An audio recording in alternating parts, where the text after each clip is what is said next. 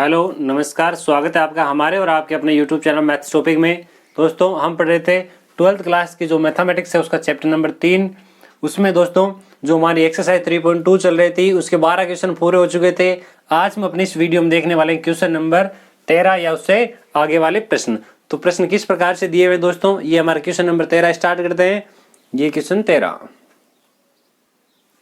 ये दोस्तों question number 13, यदि मैट्रिक्स ए बराबर दिया गया है और आई भी एक मैट्रिक्स दिया गया है तो के का मान ज्ञात कीजिए, जहां ए स्क्वायर बराबर 8a प्लस के आई, ये हमें दिखाया हुआ है।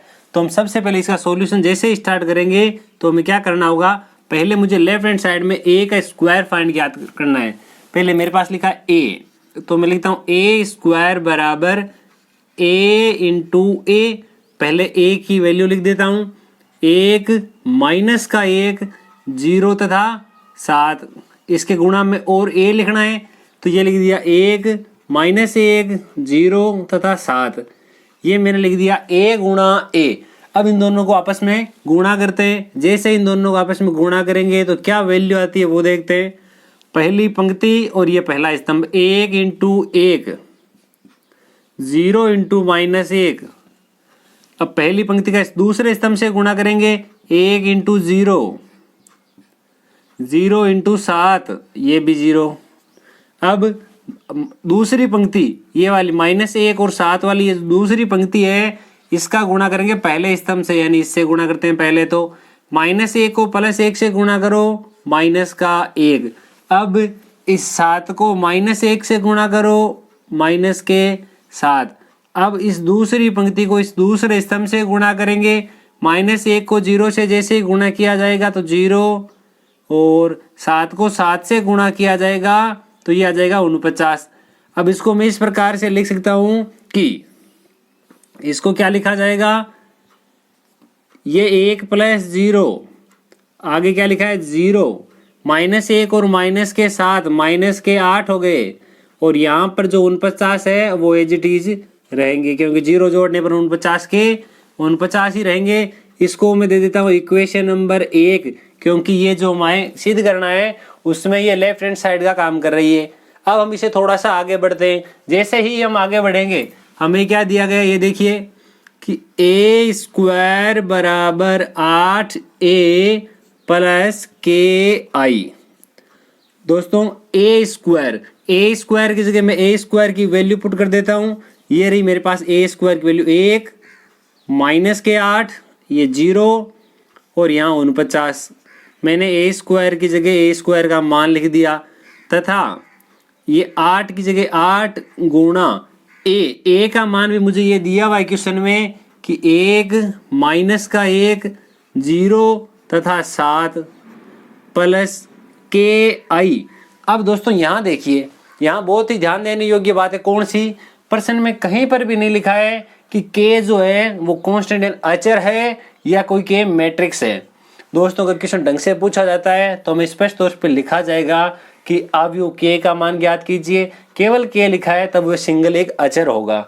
और वैसे भी देखा जाए तो दोस्तों किसी भी मैट्रिक्स को कैपिटल के से या कैपिटल ए बी सी से लिखा जाता है, जबकि कोई अधिक लिखा जाए तो उसको स्मॉल से लिखा जाएगा। जबकि यहाँ तो के से लिख दिया और अवयव का नाम ही नहीं है। तो यहाँ देखिए सेम ऐसे दो क्वेश्चन है, क्वेश्चन नंबर 13 और क्वेश्चन नंबर 14। जब हम दोनों क्वेश्चनों को पूरा देख लेंगे तो हमें आसानी से क्लियर हो जाएगा कि कब के जो है वो अधिक काम करेगा और कब जो है वो के एक मैट्रिक्स के रूप में काम करेगा। जैसे ही हम दोस्तों ये क्वेश्चन पूरा करके क्वेश्चन नंबर 14 की ओर चलेंगे, उसमें आपके सारे के सारे डाउट क्लियर हो जाएंगे। तो यहाँ के की जगह तो मैं के लिख देता हूँ, कोई कांस्टेंट अचर, और आई जो है आई हमें मैट्रिक्स दी हुई है 1 0 0 1, ये लिख दिया मैंने। अब ये जो मैं लिखा हुआ है इसको तो सेम टू सेम हमें वापस लिखना है। ये लिख दिया 1 -8 0 और 49, ठीक है।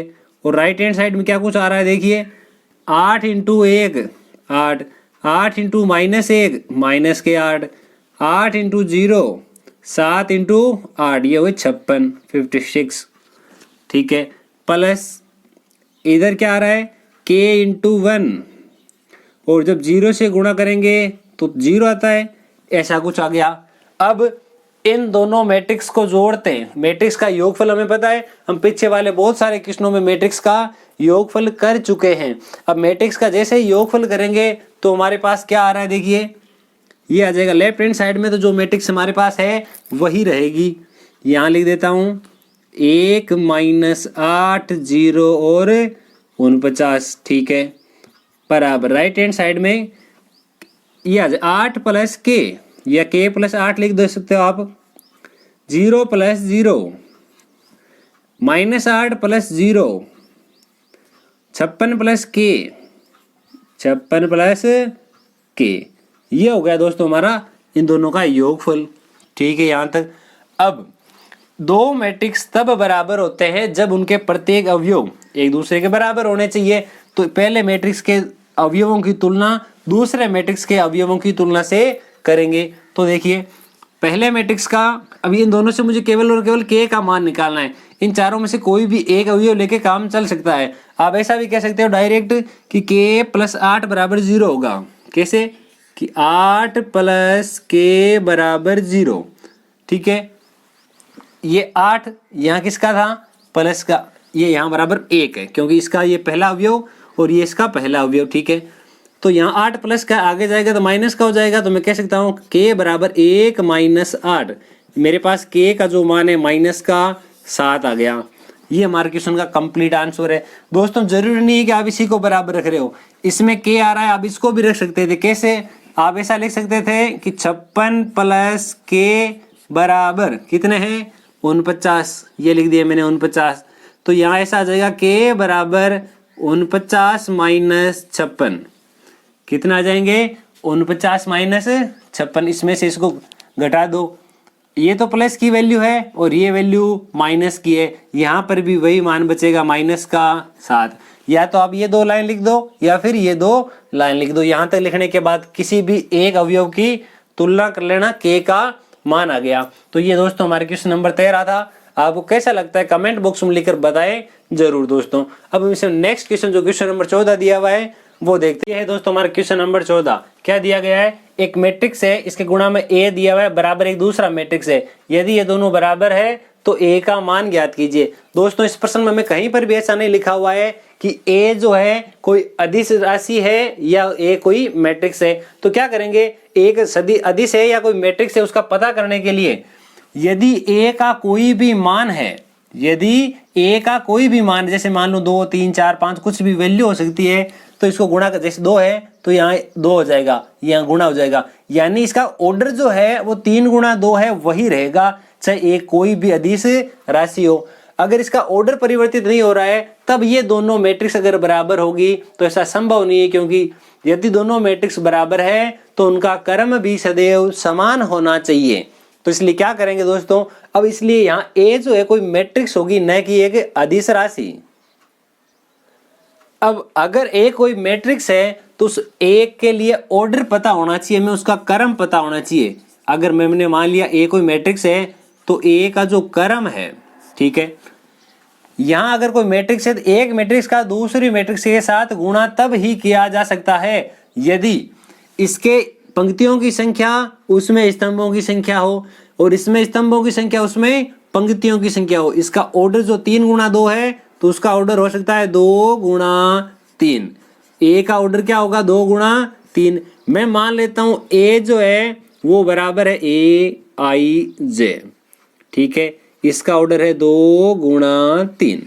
इसके लिए मैं मानता हूं कैसा कुछ हो सकता है, ये देखिए a जो है वो बराबर आ जाएगा, पहले मैं a11 लिख देता हूं, a12 a13 a21 a22 a23, ये दोस्तों मैंने a लिख दिया, जिसका ऑर्डर जो है वो 2 × 3। इसके 6 अवयव है, ये 6 के 6 अवयव हमें पता होने चाहिए। अब ये 6 अवयव कैसे पता होंगे वो भी अभी इसमें पता करेंगे दोस्तों। अब मैं जो a है a की जगह a का मान लिख देता हूं। यहाँ इस प्रकार से कुछ आएगा कि पहले तो ये जो मैं मैट्रिक्स दिया गया था वो वाला लिखेंगे, 1 2 -3 0 -1 और 4 इसके गुणा में लिखना है इस ए को, ए का ऑर्डर ये रहा A11, A12, A13, A21, A22, A23, ठीक है, बराबर ये जो 3 इंटू 3 ऑर्डर का जो मैट्रिक्स है वो लिखेंगे 1, 2, -13, जबकि 2 माइनस के थे, 13 प्लस के, -4 -10, माइनस का 4 माइनस के 10 और प्लस का 20, आगे 3, 6 और -9, 3, 6 माइनस के 9, ऐसा कुछ लिख दिया मैंने। इसमें और इसमें केवल इतना सा परिवर्तन किया है, इसकी जगह जो ए है उसकी जगह मैंने जो मैट्रिक्स मानी थी वो मानी गई मैट्रिक्स मैंने लिखी है दोस्तों। अब क्या करेंगे, इन दोनों का गुणा करते हैं। एक को A11 से गुणा करेंगे तो आ जाएगा A11, सेम संख्या आएगी। यदि इसको 0 से गुणा करेंगे तो आ जाएगा मेरे पास 0। पहली पंक्ति का पहले स्तंभ से गुणा हो गया। अब पहली पंक्ति का दूसरे स्तंभ से A12 को A1 से गुणा करेंगे, A12 प्लस 0 से जैसे ही गुणा करेंगे 0 आ जाएगा। अब इसको इस तीसरे से गुणा करते हैं, A13 प्लस 0, क्योंकि ये भी तो 0 होगा, ठीक है। पहली पंक्ति का इन तीनों स्तंभों के साथ गुणा हो गया। अब मैं दूसरी पंक्ति से शुरुआत करता हूं। 2 को A11 से गुणा करूंगा तो 2A11, ठीक है। -1 को गुणा करूंगा तो यहाँ माइनस का चिन्ह आ जाएगा, A21, ठीक है। 2 इंटू ए, ये 2 इंटू A12, -1 को इंटू करना है, ये माइनस का A22, 2 को गुणा करना है, ये 2 इंटू A13, -1 से गुणा करेंगे तो माइनस का A23, ठीक है, ये हो गया। अब तीसरी पंक्ति यानी -3 और +4 को इन तीनों स्तंभों के साथ गुणा करेंगे। -3 को गुणा करो, ये -3 A11, +4 को गुणा करना है, +4 A21, ठीक है।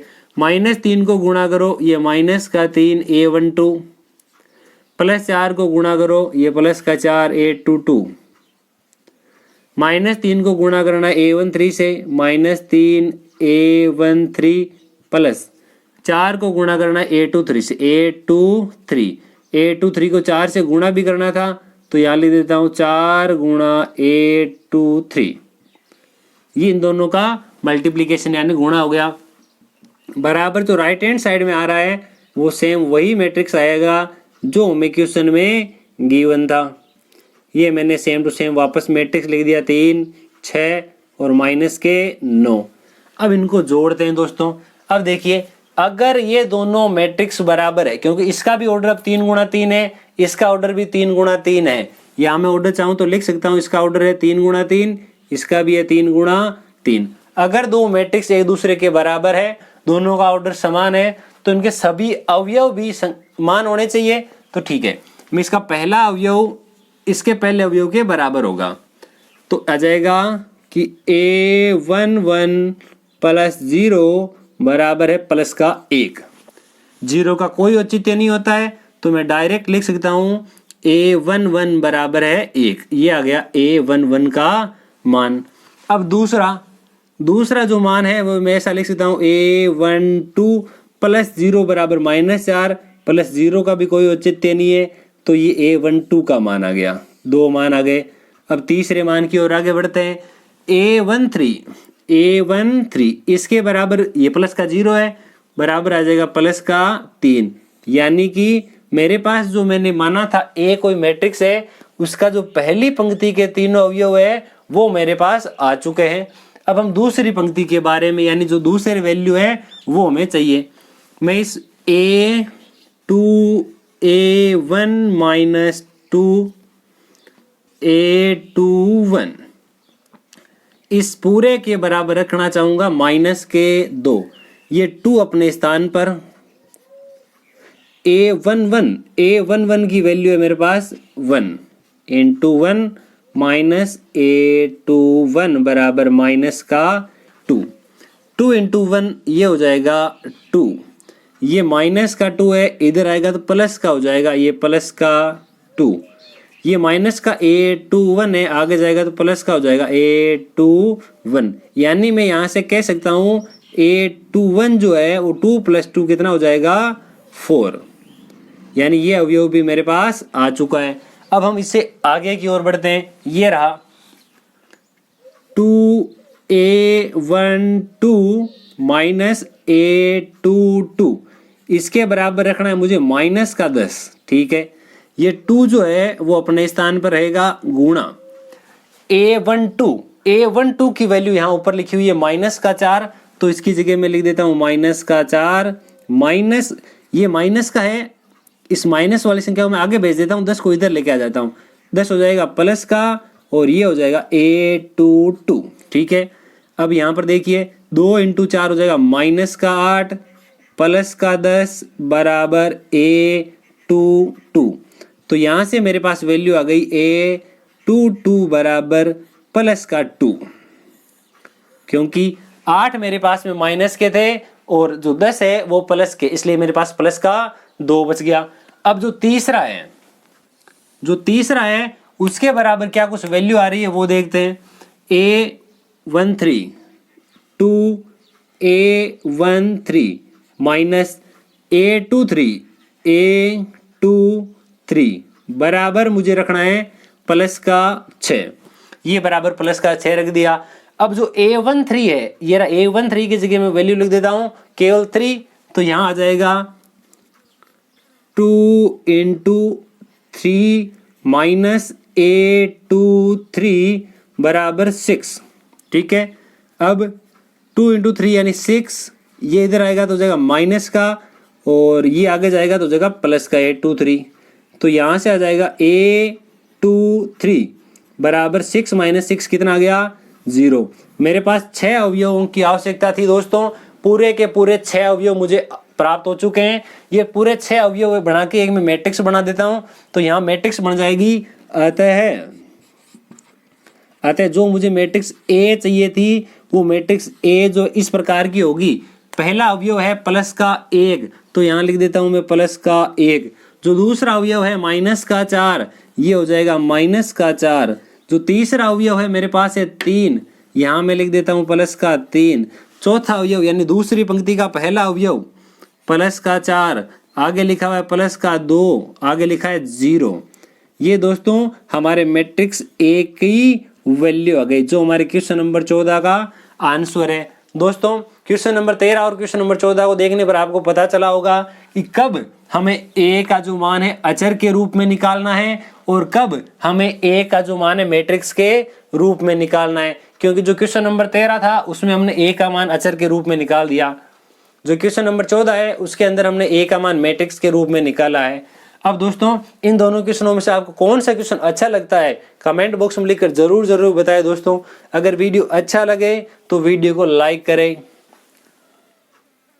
यह है दोस्तों क्वेश्चन नंबर 15, जो कि हमारे एक्सरसाइज 3.2 का आखिरी क्वेश्चन है। दोस्तों बहुत ही अच्छा क्वेश्चन है दोस्तों, परीक्षा की दृष्टि से अत्यंत महत्वपूर्ण क्वेश्चन है। क्वेश्चन लिखा गया है ए कोई मैट्रिक्स है तो सिद्ध कीजिए कि a की पावर n बराबर cos nx sin nx minus का sin x nx और cos nx, जहां n जो है वो क्या है धनात्मक पूर्णांक है, कोई भी पॉजिटिव इंटीजर नंबर है, ऋणात्मक नहीं है, कोई भी धनात्मक पूर्णांक है। तो दोस्तों सबसे पहले क्या करेंगे, हमें दिया गया है a का मान तो ये है, तो हम a का मान ये है। अब n की जगह अलग अलग मान रखते हैं। a का मान यानी a की पावर 1 इसके बराबर ये दिया हुआ है। अब मैं n के अलग अलग मान रखता हूं, वो क्या क्या वैल्यू आती है वो देखते हैं। मैं यहाँ सबसे पहले रख देता हूं कि n बराबर 2 रखने पर n की जगह कितना लिखेंगे 2। n की जगह 2 लिखने का मतलब a का हो जाएगा क्या स्क्वायर। अब a स्क्वायर का मतलब a को a से गुणा करना है। अब हम a को a से गुणा करते हैं कि क्या कुछ आता है। देखिए ये रहा a का मतलब है cos x sin x minus का sin x sin अल्फा और यहाँ है cos अल्फा। ये चारों मान लिख दिए मैंने। अब इसको इसी से वापस गुणा करना है तो यहाँ लिख देता हूँ कोस अल्फा, यहाँ आ जाएगा साइन अल्फा, नीचे आ जाएगा माइनस का साइन अल्फा और इसके नीचे कोस अल्फा। अब यहाँ से ए स्क्वायर ए इंटू ए की वैल्यू आ रही है, ये वैल्यू क्या कुछ आएगी वो देखते हैं अभी। ये आएगी दोस्तों, अब मैं यहाँ लिखता हूँ ए स्क्वायर बराबर cos alpha into cos alpha, ये हो जाएगा cos square alpha.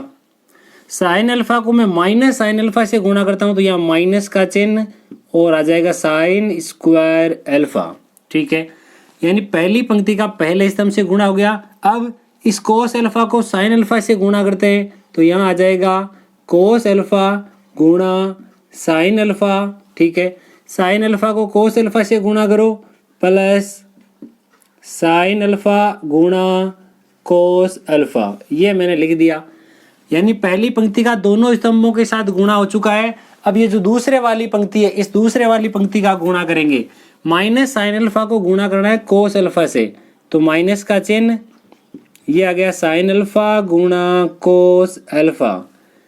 Cos alpha को माइनस साइन अल्फा से गुणा करो तो माइनस का चिन्ह, यहाँ आ जाएगा कोस अल्फा गुणा साइन अल्फा। ठीक है, अब माइनस साइन अल्फा को साइन अल्फा से गुणा करो तो यहाँ आएगा माइनस का साइन अल्फा। ये देखिए साइन अल्फा, ये साइन अल्फा, यानी आगे साइन अल्फा का स्क्वायर। अब कोस अल्फा को कोस अल्फा से गुणा करो, ये प्लस का कोस स्क्वायर अल्फा। ये दोस्तों वैल्यू आई है मेरे पास, ए स्क्वायर की वैल्यू आ रही है, तो यहाँ लिख देते हैं ए स्क्वायर बराबर कोस स्क्वायर। यहाँ एक फॉर्मूला होता है दोस्तों त्रिकोणमितीय सूत्र कि cos square theta minus sine square theta, ये बराबर होता है कोस 2 थीटा के बराबर। हमें थीटा की जगह यानी जो थीटा है उसकी जगह अल्फा दिया हुआ है, तो इसकी जगह मैं लिख सकता हूँ कोस 2 alpha. Cos square alpha minus sine square alpha, cos square alpha minus sine square alpha, ये दोनों वैल्यू तो सेम है, तो यहाँ पर भी वही वैल्यू आ जाएगी जो पहला अवयव है कोस 2 अल्फा। ठीक है, यहाँ लिखा हुआ है कोस ए कोस बी साइन ए साइन बी, क्या होता है ऐसा, ये लिखा हुआ है कोस ए साइन बी, कोस ए साइन बी प्लस साइन ए कोस बी। ये आगे पीछे कैसे भी लिख सकते हैं, ये वाला पहले लिखा जा सकता है, ये वाला बाद में लिखा जा सकता है। इसका मतलब होता है कि साइन ए प्लस बी, हमारे पास में ए की जगह अल्फा और बी की जगह भी अल्फा है, तो यहाँ मैं लिख देता हूँ, ये देखिए साइन ए प्लस बी, यानी ए और बी दोनों का मान अल्फा अल्फा लिखा हुआ है, तो मैंने लिख दिया। इन दोनों में माइनस का चिन्ह कॉमन आ रहा है, मैं माइनस का चिन्ह कॉमन ले लेता हूँ। माइनस का चिन्ह कॉमन लेने के बाद में आएगा साइन अल्फा कोस अल्फा, ये रहा sign alpha cos alpha, cos alpha sign alpha, cos alpha sine alpha.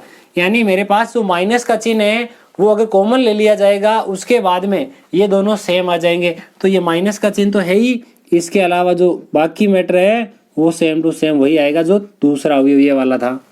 अब मैं यहाँ लिख सकता हूँ कि ए स्क्वायर बराबर कोस 2 अल्फा, ये लिख दिया मैंने कोस 2 अल्फा, साइन ये लिखा मैंने साइन अल्फा प्लस अल्फा कितना हो गया 2 अल्फा, ये माइनस का चिन्ह sine alpha plus alpha 2 alpha, और यहाँ लिखा हुआ है कोस 2 अल्फा। ये आ गई मेरे पास कोई भी एक, जैसे समीकरण नंबर 1, ये मेरे पास पहली समीकरण आ चुकी है। अब मैं जो n है उस n की जगह 2 की जगह 3 रख देता हूँ, तब क्या आएगा देखते हैं। n बराबर 3 रखने पर यहाँ लिखेंगे, देखिए n बराबर 3 रखने पर n की वैल्यू कितनी लिखेंगे 3। जैसे ही हम n की वैल्यू 3 पुट कर देंगे तो हमारे पास में देखिए इस प्रकार से आ जाएगा a का क्यूब, और a के क्यूब को मैं इस प्रकार से लिख सकता हूँ कि जो a स्क्वायर है, a स्क्वायर को a से गुणा कर देते हैं, a क्यूब आ जाएगा। a स्क्वायर का मान समीकरण 1 से लिखेंगे, a स्क्वायर का मान यहाँ लिखा हुआ है cos 2 alpha minus sine 2 alpha plus का साइन 2 अल्फा और यहाँ कोस 2 अल्फा। ठीक है, इतना हमने लिख दिया। इसको a से गुणा करना है। a मतलब ये रहा कोस अल्फा साइन अल्फा, ये रहा साइन अल्फा और यहाँ पर कोस अल्फा। अब इन दोनों को आपस में मल्टीप्लिकेशन करते हैं, क्या आएगा देखिए, ये वैल्यू जो आएगी वो a क्यूब की आएगी। तो यहाँ ये गुणा करना शुरू करते हैं। कोस 2 अल्फा को गुणा करते हैं कोस अल्फा से, तो यहाँ आ जाएगा कोस 2 अल्फा इंटू कोस अल्फा। ठीक है, अब साइन 2 अल्फा को गुणा करेंगे माइनस साइन अल्फा से, तो माइनस का चिन्ह आ जाएगा और यहाँ मैं लिख देता हूँ, देखिए sine 2 alpha into sine alpha. ये हो गया, यानी पहली पंक्ति का पहले स्तंभ के साथ गुणा हो गया। अब इस पहली पंक्ति का इस दूसरे वाले स्तंभ के साथ गुणा करते हैं, तो कोस 2 अल्फा को गुणा करो, यहाँ मैं लिख देता हूँ कोस 2 अल्फा गुणा साइन अल्फा। साइन 2 अल्फा को गुणा करना है कोस अल्फा से, तो यहाँ आ जाएगा साइन 2 अल्फा इंटू गुणा क्या करेंगे कोस अल्फा, ये आ जाएगा कोस अल्फा, ये आ गया। अब दूसरे वाली जो पंक्ति है साइन 2 अल्फा को गुणा करना है, ये माइनस का चिन्ह, यहाँ मैं लिख देता हूँ साइन 2 अल्फा गुणा कोस अल्फा, ये रहा गुणा में कोस अल्फा।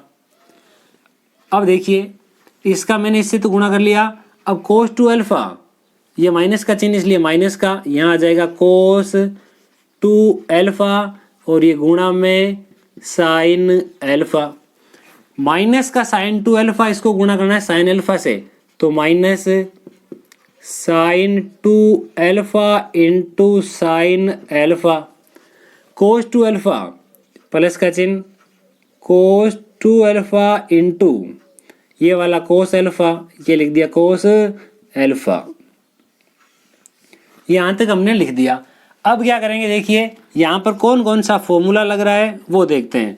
यहाँ पर सबसे पहले कोस ए कोस बी साइन ए साइन बी, यहाँ पर सीधा सा एक फॉर्मूला लग रहा है कोस ए कोस बी साइन ए साइन बी। इसका मतलब ये लग रहा है कोस ए प्लस बी का, ए का मान तो मेरे पास में 2 अल्फा और बी का मान है अल्फा। यहाँ लिखा कोस ए कोस बी साइन ए साइन बी, सेम यही दोस्तों यहाँ लिखा हुआ है कोस ए कोस बी माइनस साइन ए साइन बी, केवल और केवल आगे पीछे लिखा हुआ है। तो यहाँ पर भी मैं लिख देता हूँ कोस 2 अल्फा प्लस अल्फा, ये लिख दिया आपने।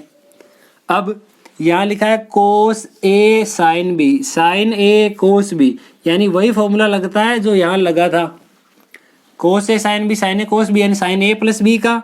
तो यहाँ मैं लिख देता हूँ साइन ए की जगह तो 2 अल्फा प्लस बी की जगह अल्फा। इन दोनों में माइनस का चिन्ह, माइनस कॉमन ले लेता हूँ, माइनस कॉमन लेने के बाद में से दोनों सेम बन जाएंगे। तो यहाँ पर भी ऐसा ही कुछ आएगा कि साइन 2 अल्फा प्लस अल्फा, यहाँ मैं लिख देता हूँ ए क्यूब बराबर कोस 2 + 1 यानी 3 अल्फा, नीचे आ जाएगा साइन 3 अल्फा, यहाँ आएगा साइन 3 अल्फा, यहाँ आ जाएगा कोस 3 अल्फा। ये आ गई मेरे पास समीकरण नंबर 2। देखिए दोस्तों, जब मेरे पास n का मान 1 था तो अल्फा 1 बार आ रहा था, जब n का मान मैंने 2 बार रख दिया तो a² आया, तो 2 अल्फा 2 अल्फा 2 अल्फा 2 अल्फा आ गया। जब मैंने n का मान ही 3 रख दिया तो मेरे पास क्या आ गया 3 अल्फा 3 अल्फा 3 अल्फा 3 अल्फा।